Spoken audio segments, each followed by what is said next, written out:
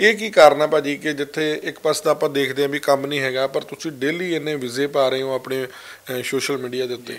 Daily वीज़े पाने का मेरे ख्याल से एक ही कारण हो सकता है कि एक तो काम हम अच्छा करते हैं जो हमें लगता है, दूसरा हम पैसों में ज़्यादा बच्चों को उलझाते नहीं है, स्टेप बाय स्टेप सारा काम होता है।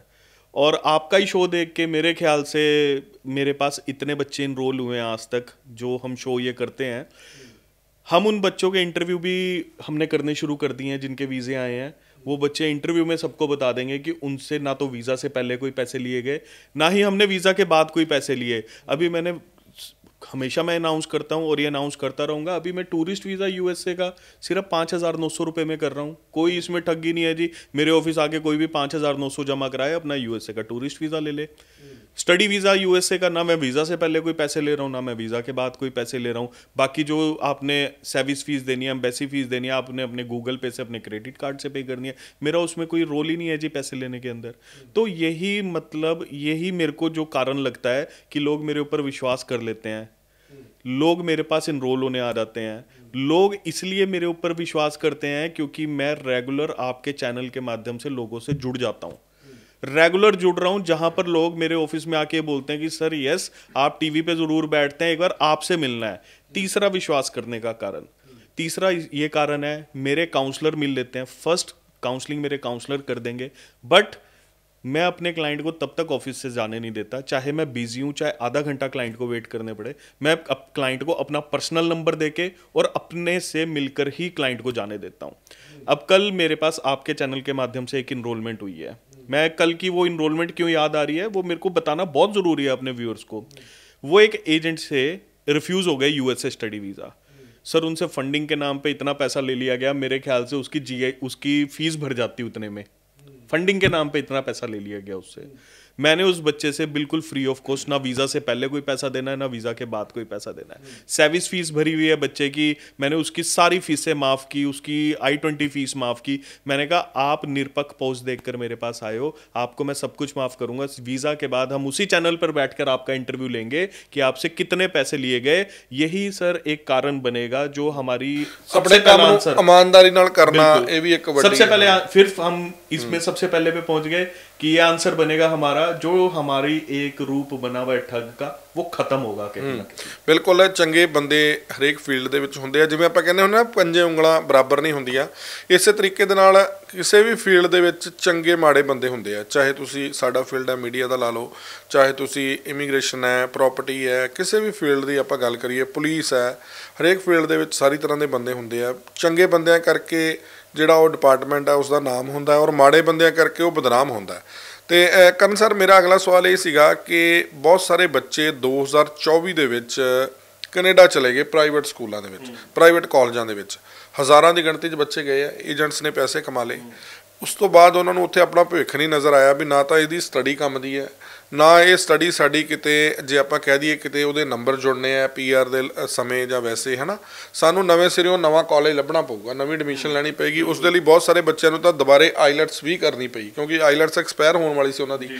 ਪਰ ਬਹੁਤ ਸਾਰੇ ਬੱਚਿਆਂ ਨੇ ਇੱਕ ਰਾਹ ਅਪਣਾਇਆ, ਕਿਉਂਕਿ ਤੁਸੀਂ ਹਮੇਸ਼ਾ US ਦੀ ਗੱਲ ਕਰਦੇ ਹੋ, USA ਐਕਸਪਰਟ ਹੋ, ਕਿਉਂਕਿ ਹਮੇਸ਼ਾ ਭਾਜੀ ਨਾਲ ਅਸੀਂ US ਬਾਰੇ ਹੀ ਸ਼ੋਅ ਕਰਦੇ ਹਾਂ। ਤੁਸੀਂ ਵੀ ਕਾਲ ਕਰਕੇ ਪੁੱਛ ਸਕਦੇ ਹੋ USA ਬਾਰੇ ਕੋਈ ਵੀ ਇਨਕੁਆਇਰੀ ਹੈ।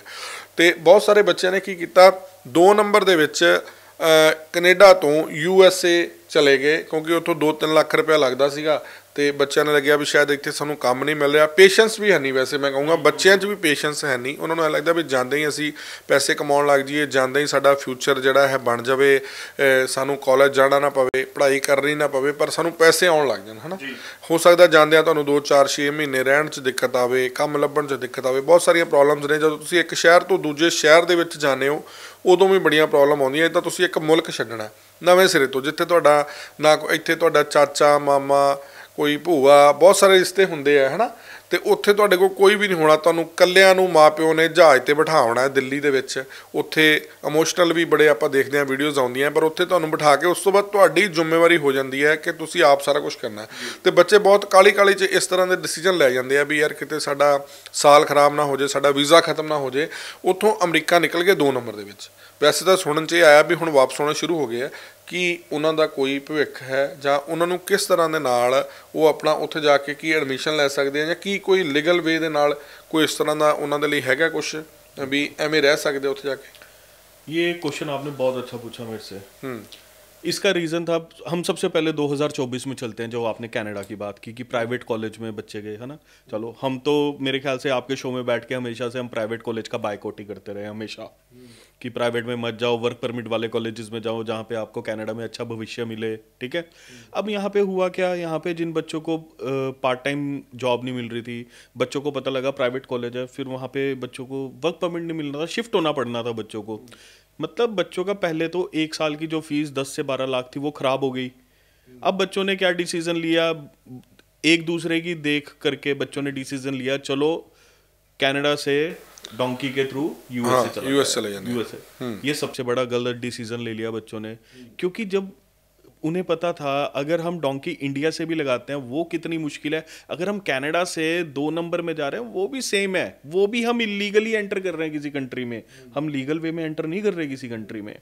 तो अब आपने देखा होगा रेड्स हो रही हैं यूएसए में, जितने भी डोंकी लगा के आए थे 2 नंबर के हैं उनको वापस भेजा जा रहा है। यहाँ पर क्या है, बच्चे का मोरल डाउन हो जाता है, बच्चे के माँ बाप ने कर्जा लिया है वो कहाँ से पे करेंगे, ज़मीन गहने की है उसका क्या होगा, या पर्सनल लोन लिया है उसका क्या होगा बच्चों को भेजने के लिए। तो ये एक एडवाइस उन बच्चों के लिए है कि अगर आपने कनाडा से यूएसए में शिफ्ट भी होना है, एक आप लीगल वे ले लो, आपको हम बताएंगे legal way, tourist visa apply कर लो, स्टडी वीज़ा आप अप्लाई कर सकते हो, बहुत इजी प्रोसेस है, कोई आपको 2 नंबर के प्रोसेस में जाने की ज़रूरत नहीं है।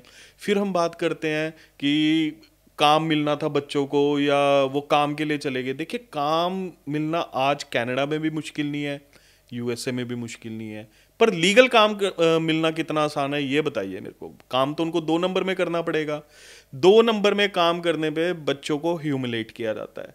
अगर किसी काम की वैल्यू $18 है, बच्चे को बोला जाता है कि हम कैश में देंगे, सिर्फ $8 देंगे आपको, हम आपको $9 देंगे, $10 देंगे। अगर कई बच्चे तो ऐसे भी मैंने देखे हैं जो ग्रीन कार्ड लेने के लिए 4-4, 5-5 साल सिर्फ फ्री में काम करते हैं, उनको कोई पैसा नहीं मिलता, उनको सिर्फ एक जॉब लेटर के लिए 4-5 साल फ्री में काम करवाया जाता है। मैंने ऐसे बच्चे भी देखे, ऐसे बच्चों से बात भी की है। सेम सिचुएशन हर कंट्री में मिलेगी आपको, जहां पर बच्चों को ह्यूमिलेट किया जाता है। वो क्यों किया जाता है?